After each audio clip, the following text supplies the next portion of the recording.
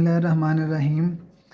Welcome to Balance Byte, Advanced Financial Accounting, Chapter number 15, Corporation, Operations and Additional Stockholder Equity. जब हम बात करते हैं ऑपरेशंस की तो जितने भी कंपनी के ऑपरेशंस होते हैं उनके जितने भी रिज़ल्ट्स होते हैं उन रिज़ल्ट्स को हम रिपोर्ट करते हैं। अब जो रिपोर्टिंग करना है, अब आपको पता है कि रिपोर्टिंग जो है वो हमेशा फाइनेंशियल स्टेटमेंट की फॉर्म में होती है।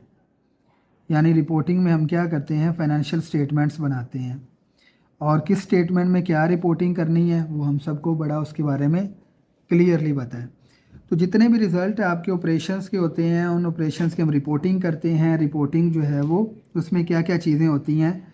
नंबर 1, रिपोर्टिंग जो आपके ऑपरेशंस हो हैं वो ऑपरेशन किस तरह के हो सकते हैं। एक तो कॉन्टीन्यूस ऑपरेशन हो सकते हैं, फिर ऑपरेशन आपके डिसकॉन्टीन्यू हो सकते हैं, फिर कुछ ऑपरेशंस आपके एक्स्ट्रा ऑर्डिनरी आइटम्स के हो सकते हैं और लास्ट वन है कि कुछ आपके जो इन तीनों के ऊपर कुछ चेंजेस आ सकती हैं। तो यानी आपकी रिपोर्टिंग में किस किस चीज़ के बारे में रिपोर्ट किया जा सकता है, वो रिपोर्ट किया जा सकता है कॉन्टीन्यू ऑपरेशन के बारे में, वो रिपोर्ट किया जाता है डिसकॉन्टीन्यू ऑपरेशन के बारे में, वो रिपोर्ट किया जाता है एक्स्ट्रा ऑर्डिनरी आइटम्स के बारे में और वो रिपोर्ट की जाती है चेंज इन अकाउंटिंग प्रिंसिपल्स। कोई अगर प्रिंसिपल्स में चेंज आ जाए। अब ये जितने भी ये जो चारों आपके सामने ऑपरेशंस लिखे हुए हैं इन सब की जो रिपोर्टिंग होती है वो सारी की सारी होती है इनकम स्टेटमेंट में या स्टेटमेंट ऑफ कंप्रीहेंसिव इनकम में, यानी स्टेटमेंट ऑफ कंप्रीहेंसिव इनकम में। क्यों कि अगर कॉन्टीन्यूस ऑपरेशन है तो डेफिनेटली वहाँ से या प्रॉफिट होगा या लॉस होगा। इसी तरह से अगर कोई डिसकॉन्टीन्यू ऑपरेशन है तो वहाँ से भी कोई ना कोई प्रॉफिट या लॉस हो सकता है। कोई एक्स्ट्रा ऑर्डिनरी आइटम्स हैं। अब एक्स्ट्रा ऑर्डिनरी आइटम्स में नॉर्मली क्या होता है कि एक्स्ट्रा ऑर्डिनरी आइटम्स में आपने कोई आपके ऐसी चीज़ें जो कि नॉर्मल रूटीन में नहीं होती वो सारी की सारी एक्स्ट्रा ऑर्डिनरी में आती हैं।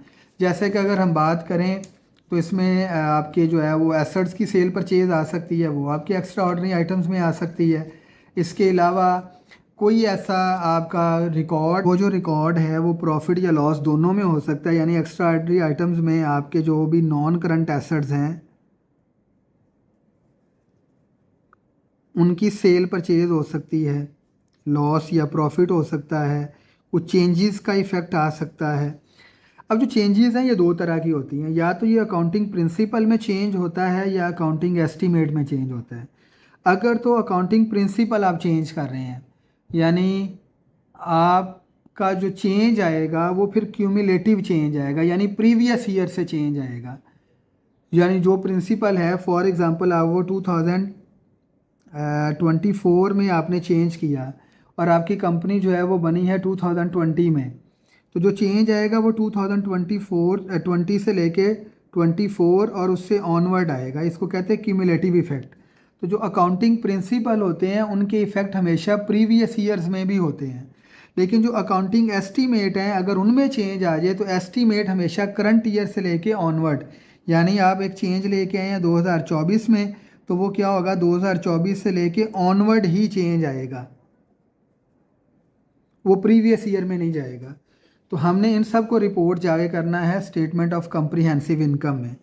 और इसके बाद इसी जो रिपोर्ट होती है, जो रिज़ल्ट होते हैं रिपोर्टिंग के, इनके ऊपर फिर हम कुछ जो है वो रेशोज़ कैलकुलेट करते हैं अपनी कंपनी की पोजीशंस को जानने के लिए, जिसमें सबसे जो कॉमन रेशो होती है उसको हम कहते हैं अर्निंग पर शेयर। तो अब जो अर्निंग पर शेयर है उसको हम कैलकुलेट कैसे करते हैं।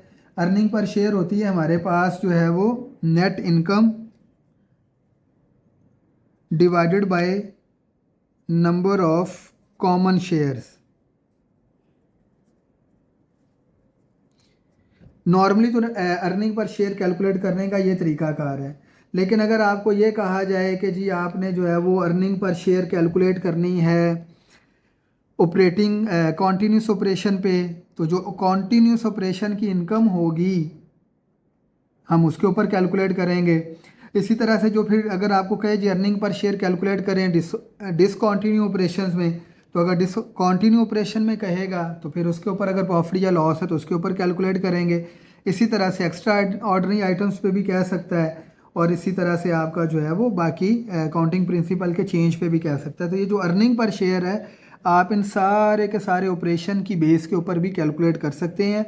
और इन सारों को, इन ऑपरेशंस को हम कहाँ पे जाके लिखते हैं, स्टेटमेंट ऑफ कम्प्रीहेंसिव इनकम में, या जिसको हम कम्प्रीहेंसिव इनकम या खाली इनकम स्टेटमेंट भी कहते हैं। तो ये प्रॉब्लम है 15A1, Gulf Coast Airline operate both an airline and several motel located near airports.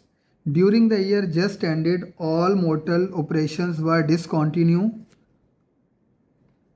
and the following operation results were reported. एक तो उन्होंने बता दिया कि सारे अपने operations discontinue कर दिए हैं। पहली हेडिंग है जी कॉन्टीन्यूस ऑपरेशन, वहाँ से नेट सेल ये है, उसके एक्सपेंसेस ये हैं। अदर डाटा में लिखा हुआ है ऑपरेटिंग इनकम फ्रॉम मोटल, ये आपको नेट ऑफ इनकम टैक्स करके ऑपरेटिंग इनकम दी हुई है।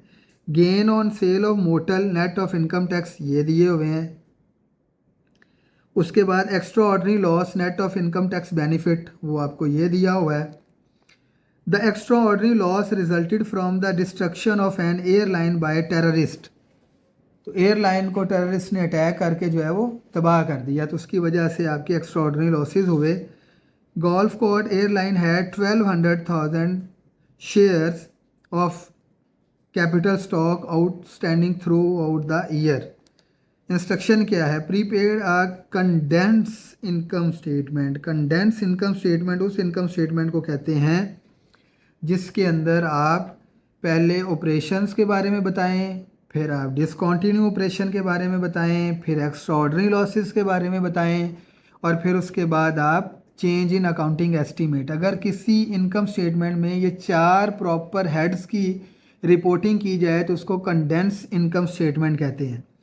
Including proper presentation of the discontinue motel operation and extraordinary losses, include all appropriate earning per share figure. All appropriate का मतलब है कि आप कॉन्टीन्यूस के ऊपर भी कैलकुलेट करेंगे, डिसकॉन्टीन्यू पे भी करेंगे, बिफोर एक्स्ट्रा ऑर्डनरी पे भी करेंगे, एक्स्ट्रा ऑर्डनरी लॉस पे भी करेंगे, और नेट इनकम पे भी करेंगे। मतलब ऑल अप्रोप्रिएट जितनी चीज़ें हैं सब के ऊपर आप अर्निंग पर शेयर कैलकुलेट करेंगे।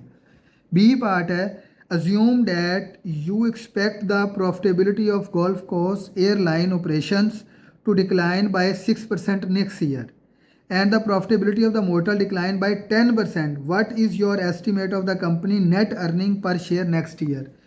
तो बी पार्ट में वो ये कहता है कि अगर ये आप डिक्लाइन करें और डिक्लाइन होने की वजह से नेक्स्ट ईयर आप क्या करेंगे, तो हमने अर्निंग पर शेयर जो है वो कैलकुलेट करनी है नेक्स्ट ईयर की। तो पहले हम सबसे पहले इनकम स्टेटमेंट बनाते हैं, फिर उसके बाद इस क्वेश्चन को सॉल्व करते हैं जो जो अप्रोप्रिएट उन्होंने चीज़ें कही हुई हैं। जी, नेम ऑफ कंपनी हम सबसे पहले लिखेंगे। आपको पता है कि फॉर्मेट में जो भी कंपनी का नाम है वो लिखते हैं। Airlines 15A1। देन आप लिखेंगे जी इनकम स्टेटमेंट।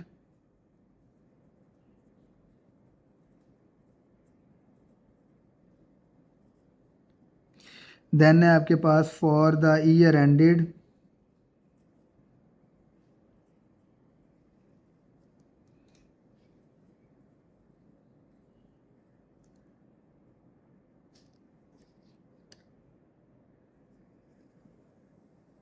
तो आप इसको रिपोर्ट करेंगे प्रॉपर इनकम स्टेटमेंट की फॉर्म में। तो जो पहला हिस्सा होता है वो आपका होता है कॉन्टीन्यूस ऑपरेशन से, जिसकी आपको नेट सेल क्वेश्चन में गिवन है। तो आप लिखेंगे नेट सेल, और उसकी नेट सेल आपको गिवन है 51,120,000 नेट सेल है। उसमें से आप लेस करेंगे उसके cost and expenses. Cost and expenses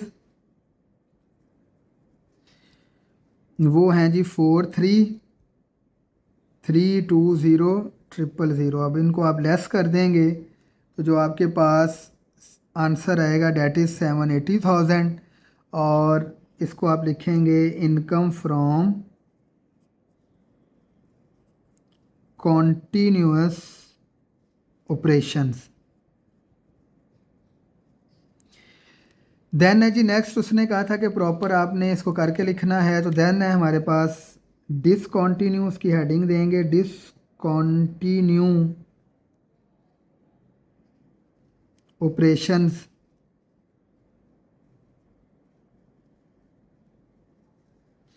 ठीक है।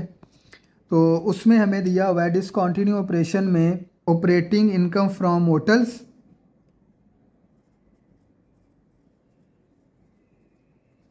क्योंकि इन्हीं को उन्होंने बाद में डिसकंटिन्यू किया था क्वेश्चन के अंदर।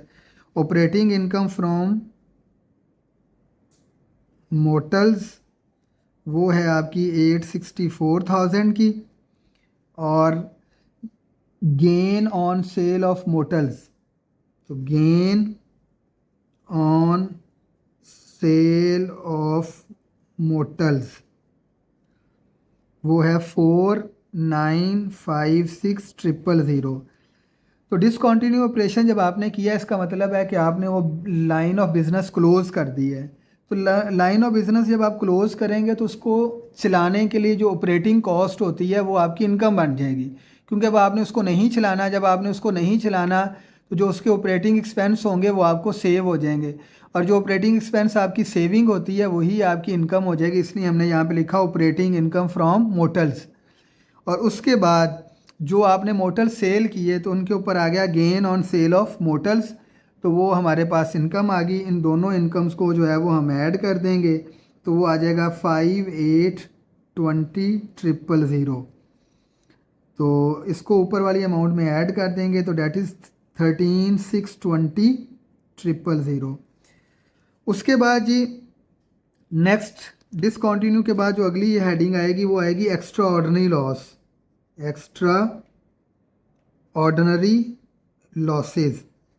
अगर कोई एक्स्ट्रा ऑर्डिनरी लॉसेस हैं तो वो हम लिखेंगे। तो अब एक्स्ट्रा ऑर्डिनरी लॉसेस आपके क्वेश्चन में गिवन है, वो आप लिखेंगे एक्स्ट्रा ऑर्डिनरी लॉसेस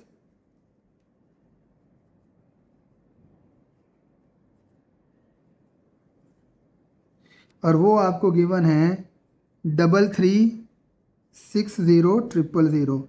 इनको जब आप माइनस कर देंगे तो आपके पास जो आंसर आएगा that is your net income. तो आपकी नेट इनकम आ गई 10,260,000। ये आपकी नेट इनकम आ गई।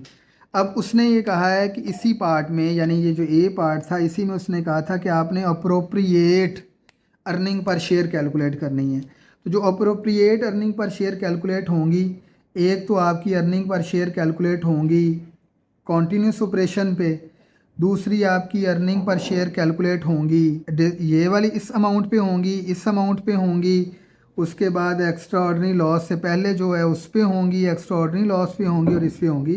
तो आप एटलीस्ट जो है वो 4 अप्रोप्रिएट जो हैं अपनी वो आप कैलकुलेट करेंगे, तो ये आपकी earning per share 4 appropriate calculate होंगी। तो यहाँ पे आप लिखेंगे अर्निंग पर शेयर, ठीक है जी, ऑफ कॉमन स्टॉक या कॉमन शेयर आप कह लें। तो आप सबसे पहले कैलकुलेट करेंगे अप्रोप्रिएट में earning from continuous operation. Number 1 आपके पास आ जाएगा अर्निंग फ्रॉम कॉन्टीन्यूअस ऑपरेशंस, ठीक है जी। कॉन्टीन्यूस ऑपरेशन का जो आंसर आया था वो आपके पास था 778,000 डिवाइडेड बाय जो कॉमन स्टॉक हैं आपके, वो आपके क्वेश्चन में गिवन है कि आपको वो गिवन है 1,200,000 shares of common stock outstanding, जिसको मैं अंडरलाइन कर रहा हूँ। तो 1,200,000 शेयर्स ऑफ कॉमन स्टॉक आपको गिवन है, यानी कैपिटल स्टॉक पे, इस पे डिवाइड कर देंगे तो आपके पास अर्निंग पर शेयर आ जाएगी। यहाँ पे 1,200,000 से डिवाइड कर देंगे तो जो आपके पास अर्निंग पर शेयर आएगी $6.50।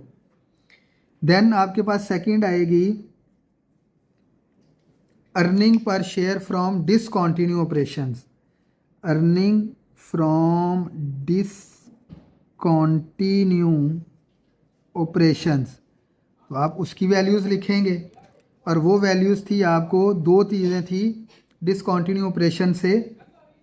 एक आपकी ऑपरेटिंग कॉस्ट थी और एक आपको जो गेन हुआ था एयरलाइन को सेल करके। तो दोनों की अमाउंट को ऐड किया तो वो था 5820,000 डिवाइडेड बाय 1200,000। तो ये डिसकंटिन्यू ऑपरेशन की जो इनकम थी उसके ऊपर आपने अर्निंग पर शेयर कैलकुलेट की तो वो आ गई आपके पास 4.85। देन आप कैलकुलेट करेंगे जो अप्रोप्रिएट है वो आप करेंगे कि earning before extra ordinary loss, ये कैलकुलेट करेंगे ये एक्स्ट्रा ऑर्डिनरी आइटम। तो उसका जो आंसर था वो आपके पास था 13,620,000 डिवाइडेड बाय 1200,000। तो आपके पास इसका भी आंसर आ जाएगा $2.80 और ये लॉसेस हैं तो इसलिए ये माइनस में आ जाएगा। और लास्ट वन आपके पास आ जाएगा नेट अर्निंग जो आपकी थी, तो आप लिखेंगे नेट अर्निंग। ये सारी अप्रोप्रिएट जो बनती थी वो हमने सारी की सारी कैलकुलेट कर ली। तो नेट अर्निंग जो आपके पास थी एंड पे जो आंसर आया था नेट इनकम का 10,260,000 डिवाइडेड बाय 1200,000। तो हमारे पास जो आंसर आया वो आया $8.55। तो ये आपके पास अप्रोप्रिएट सारी की सारी earning per share of common stock आ गया। अब उसके बाद इसका बी पार्ट था, तो बी पार्ट में वो कह रहा था कि अगर आप एक्सपेक्ट कर रहे हैं कि ऑपरेशन डिक्लाइन हो जाएंगे नेक्स्ट ईयर आपके 6%, तो क्या प्रोबेबिलिटी है कि आप अगले साल कितनी net earning per share calculate करेंगे। तो अर्निंग पर शेयर हमने कैलकुलेट की हुई है, हम लिखेंगे earning per share from continuous operation